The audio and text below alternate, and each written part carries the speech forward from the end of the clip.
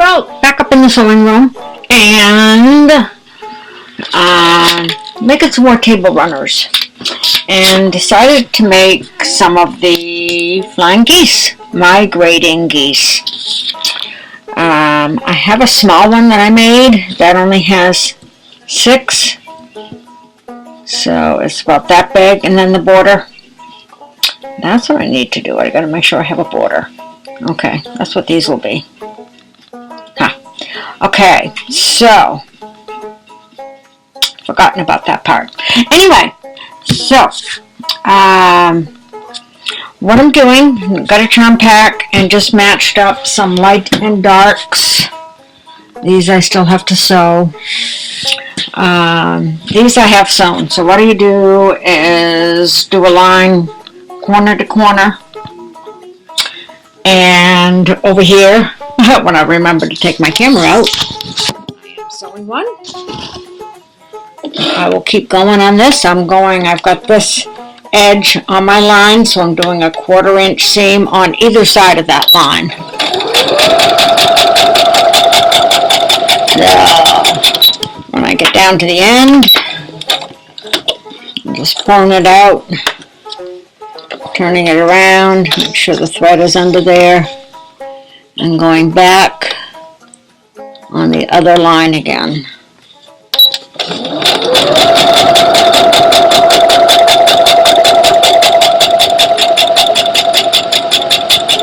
So I've got a 1/4 inch seam on either side of my diagonal line. So I cut the first one just to make sure I was doing this correctly, and that's that one up there. So once you cut on that diagonal line, you press them open, and then you've got your line. But I decided instead of, well, I can sew these together. It'll just be a matter of how I place them, whether I do a dark inside against a light. I can sew them together, but I haven't. So I've got that one there, one, this will be 2, 3, 4, 5, 6, 7, 8. But I forgot about the border, and boy, you need a lot for the border. So there's 4, there's 8, 2, 4, 6, 8. So there's 4 times 8, it's 24 that you need for the border. So I was thinking I would get 2.5 table runners out of these, but I think I'll have to look at some of these and see if I want to do some of these that I paired up for a second one, quote unquote. So I'm going to get my 8 flying migrating geese ones sewn, and then I'll get them sewn together. I will sew these pairs like that. Well, I guess I was waiting to see if I wanted light in the dark or dark in the light, because that will depend on how I sew them or how I flip them around. So I guess I'll get them cut and lay it out first before I sew my 2 blocks together. I'll be back. Okay, I've switched these around a couple times, but I think I have my final pairings. I did find I had this one up against this one, and was able to see, this light, big one here, and then dark here, and then I've got the diamond in the center, which is just 2 dark ones, and then kind of the light here with the dark there, and then the light here. I had like too many blues on one side. Well, actually I've got like light blues on this side, and I got dark blues on this side. So the only The other thing I could do to mix up the light blues and the dark blues would be, I'll be back in a minute. Okay, switched them again. But I think I shall leave them this way. I've got it now so the center doesn't have two of the, what I might call the check to the plaid together. Which I had this one. And this one now doesn't have two star pieces together. Not that anyone's probably going to look that close to notice, but oh, this one has two plaids together. See, so I still got it. But I think I like this. I like this one. You see the big ones, the big points, and the lights and the darks. The center square.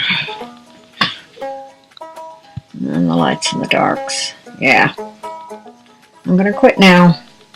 So what I'm going to do, actually before I sew these together, is I need to cut off these little ends. Gosh, I hate sewing these together. This is what I always have to start at this end. Got to remember which end to start at, so I don't get my thread all caught up. So, okay, let's sew these together. Okay, my center seams are all sewn together. So now I will press, I haven't pressed any of these yet, I'll press the seams in the opposite direction. So when I'm sewing them together, the seams will nest. So I'll press the seams out opposite ways, and then I'm going to sew each of these together. So I'll be back when I do that. So once the center part is sewn together, you're taking another 24 charm squares for the borders, 8 on each side, 4 on the top and bottom, and you're squaring them off into 4.5 inch squares. So I've done one side already and sewn it on. I happen to have this great little square right here that has 4.5. So really all I need to do is line it up, because there is no pattern in these squares that I have to center or anything. As you can see, this is the 1 inch, 2 inch, 3 inch, 4 inch mark, but the bright lines are the 1/2 inch. So I'm just putting that on the 4.5 inch marks, and then cutting off this part here, and I have my 4.5 inch square. So I will be doing that for all of the rest of the squares for the border. Those are my top colors, or bottom, whatever, top and bottom. It's my next set of 8 for the sides. So I will square up. I'm doing 4 at a time, 4 and 4.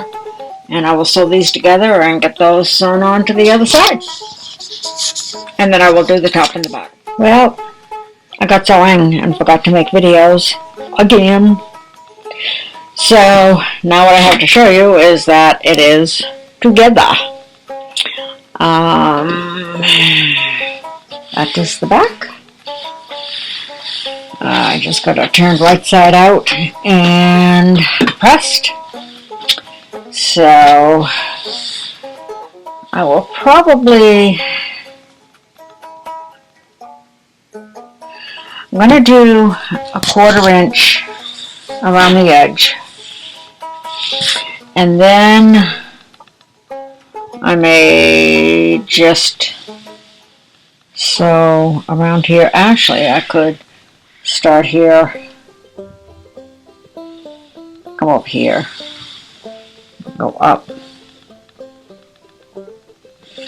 all the way around, and then go up the center. So we'll see. I think that's probably what I'll do. I need to make sure I have enough thread and bobbin on my machine, and then we'll do that. So do like the way the colors came out.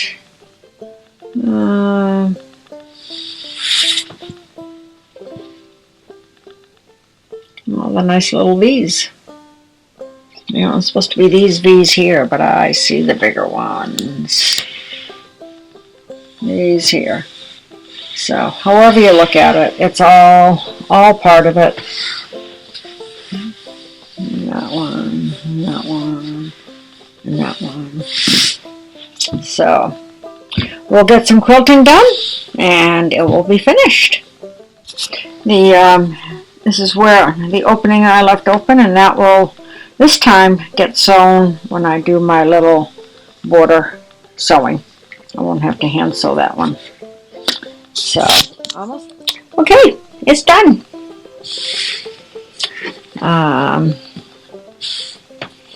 I decided just to go around the edge and then around the inner side without doing the middle.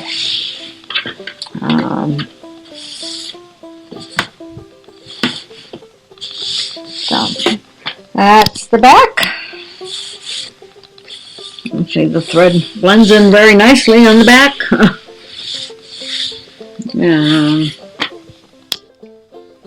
So I'm pretty happy with it. That is the smaller one I did a few years ago, and obviously used some leftover pieces. I wonder if they were even scraps that I was able to cut into 5-inch squares, because I don't know, maybe. And I do have a lot of other fabrics that I could do this with. I do like this. I like the smaller one. Just the half pieces around the top. So, who knows? Should probably take a picture of that one. And the other one, just for posterity. So there we go. That one's done. I'm going to move on to do cut up my back quarters. I think I might do this one first. I'm going to cut this up into 5-inch squares and do some like I did the other 3 that I did the video on for my daughter-in-law. So I don't know if I did a video. I found some awesome fabrics to go on the back of that. Actually, I found this cranberry that I had, which will look really nice with that. But I also found this teal. Yeah, how cool would that be? So, that'll make either one of those. You know, potentially I can make 2, but I don't think I'll get 2 done before I go down to Georgia. But there's that. And for this other one that I have, this black and gray and yellow, I actually have this nice black that has a little bit of gray in it. Or I've got a good piece of gray. And I don't know if either one of these, you know, I don't know if any of these fabrics will fit the finished product. So it's good to have some options, and we'll see what works. I was kind of looking for some yellow, but it's hard to match the yellow. But I think either the black with the little gray in it there will look nice on the back, or the gray. And again, maybe get 2. This one had an extra, the wonderful gal that I bought these from on eBay sent me a extra back quarter. So I should be able to get probably at least 2 table runners out of there. But I really like these fabrics too. I like the colors. I like the colors right there. So, and either one of those fabrics I think will work for back if I have enough. So there we go. Future projects, finished project, future projects, on and upwards. See you later. Thanks, guys.